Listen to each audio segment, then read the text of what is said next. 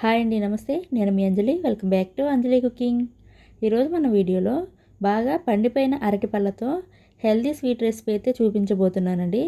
ప్రతిరోజు ఒకే రకమైన స్వీట్ తిని తిని బోరు కొట్టిన వాళ్ళ కోసం బాగా పండిపోయిన అరటి పళ్ళతో ఇలా కొత్తగా స్వీట్ చేసుకోండి.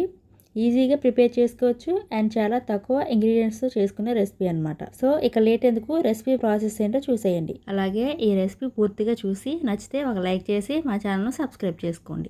ముందుగా ఈ స్వీట్ కోసం బాగా పండిపోయిన అరటిపండ్లు తీసుకోవాలండి. వీటిపై ఉన్న తొక్కను కూడా తీసేయండి. ఈ రెండు అరటిపళ్ళకి తొక్కను తీసేసి మరొక ప్లేట్లోకి తీసుకుంటున్నాను. ఇప్పుడు ఈ రెండు అరటిపళ్ళని ఫోర్క్ స్పూన్తో మెత్తగా మ్యాష్ చేసుకోవాలి. సో చూసారు కదా, ఇలా మెత్తగా పేస్ట్ లాగా అయిపోవాలండి. ఇలా మ్యాష్ చేసుకొని రెడీగా పక్కన ఉంచండి. ఇప్పుడు స్టవ్ ఆన్ చేసి ప్యాన్లోకి 1 లేదా 2 టీ స్పూన్ల దాకా నెయ్యి వేసుకోండి. నెయ్యి వేడయ్యాక మెత్తగా మ్యాష్ చేసుకున్న అరటిపండు పేస్ట్ వేసుకోవాలి. అరటిపండు పేస్ట్ మొత్తాన్ని వేసుకొని వేయించుకోవాలి. అలాగే వేయించుకునే ముందే ఒక 1/2 టీ స్పూన్ దాకా పసుపు వేసుకొని జస్ట్ నెయ్యిలో మిక్స్ చేసేసి ఆ తర్వాత మొత్తాన్ని కలుపుకొని అరటిపండు పేస్ట్లో పచ్చివాసన పోయేదాకా లో టు మీడియం ఫ్లేమ్లో వేయించుకోవాలి. సో చూసారు కదా, ఈ విధంగా పచ్చివాసన పోయి దగ్గరగా అయ్యేదాకా వేయించుకోవాలి. నెక్స్ట్ ఇందులోనే ఒక అరకప్పు దాకా బొంబాయి రవ్వను వేసుకొని బాగా కలపండి. బొంబాయి రవ్వ అరటిపండు పేస్ట్లో బాగా కలిసిన తర్వాత 1 నిమిషం వేయించండి. 1 నిమిషం పాటు వేయించిన తర్వాత నెక్స్ట్ ఒక అరకప్పు దాకా కొబ్బరి తురుము వేసుకోవాలి. అలాగే ఒక 1/2 టీ స్పూన్ దాకా యాలకుల పౌడర్ వేసుకోండి. కొబ్బరి తురుము యాలకుల పౌడర్ వేసుకున్న తర్వాత రవ్వ అరటిపండు పేస్ట్లో బాగా కలిసేలాగా కలపండి. బాగా కలిసిన తర్వాత నెక్స్ట్ ఇందులోనే 1 కప్పు దాకా పాలు పోసుకొని లో ఫ్లేమ్లో కలుపుతూ ఉడికించుకోవాలి. ఫ్లేమ్ను మాత్రం అస్సలు పెంచొద్దండి, లో ఫ్లేమ్లోనే కలుపుతూ ఉండండి. కలపడం ఆపేశారంటే రవ్వ గడ్డలు కట్టేస్తుంది. కంటిన్యూస్గా రవ్వ దగ్గరగా అయ్యేదాకా కలుపుతూ ఉండండి. రవ్వ దగ్గరగా ఉడికిన తర్వాత నెక్స్ట్ ఇందులో ఒక అరకప్పు దాకా పంచదార వేసుకొని బాగా కలుపుకోవాలి. ఈ స్వీట్నెస్ అయితే కరెక్ట్గా సరిపోతుందండి.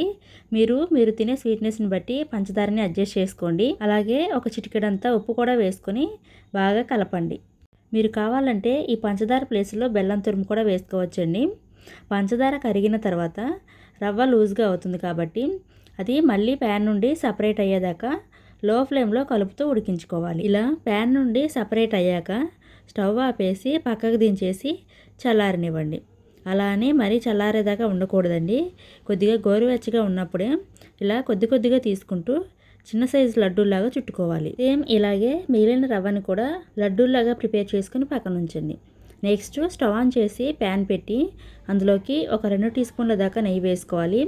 నెయ్యి వేడయ్యాక ప్యాన్ అంతా స్ప్రెడ్ చేసి మనం ప్రిపేర్ చేసి పెట్టుకున్న బనానా రవ్వ లడ్డూలని ప్యాన్లోకి తీసుకోవాలి. మనం ప్రిపేర్ చేసి పెట్టుకున్న అన్ని లడ్డూలు పెట్టేసేయండి. మొత్తాన్ని పెట్టేసి పైన నుండి 1 టీ స్పూన్ దాకా నెయ్యి వేసుకోవాలి. వీటిని నెయ్యితో ఫ్రై చేస్తేనే టేస్ట్ చాలా బాగుంటాయండి. నెయ్యి వేసి గరిటెతో కాకుండా ఇలా కలుపుతూ మీడియం ఫ్లేమ్లో ఫ్రై చేసుకోవాలి. ఇలా మధ్య మధ్యలో ప్యాన్ తిప్పుతూ ఉన్నారంటే లడ్డూలు అనేవి బ్రేక్ అవ్వకుండా చక్కగా ఫ్రై అవుతాయండి. మనం వేసిన నెయ్యితోనే ఇలా చక్కగా ఫ్రై అవుతాయి. ఇంకా ఎక్స్ట్రా ఏమీ వేయాల్సిన పని లేదండి. ఇలా అన్నింటినీ కూడా ఫ్రై చేసేసుకొని ఫ్రై అయిన వాటిని వెంటనే తీసేయండి. సో అంతేనండి, చూసారు కదా, సింపుల్గా చాలా టేస్టీగా స్వీట్ అయితే తయారైపోయింది. ఆయిల్లో డీప్ ఫ్రై లేకుండా అన్ని హెల్దీ ఇంగ్రీడియంట్స్తో చాలా సింపుల్గా చేసుకోవచ్చు కదా. అయితే ఇక లేట్ ఎందుకు, ఈసారి మీ ఇంట్లో బాగా పండిపోయిన అరటిపళ్ళు ఉంటే వెంటనే ఇలా స్వీట్ అయితే ట్రై చేసేయండి. ఈ రెసిపీ నచ్చితే లైక్ చేసి ఈ వీడియోను మీ ఫ్రెండ్స్ అండ్ ఫ్యామిలీకి షేర్ చేయండి. మా ఛానల్ సబ్స్క్రైబ్ చేసుకోండి.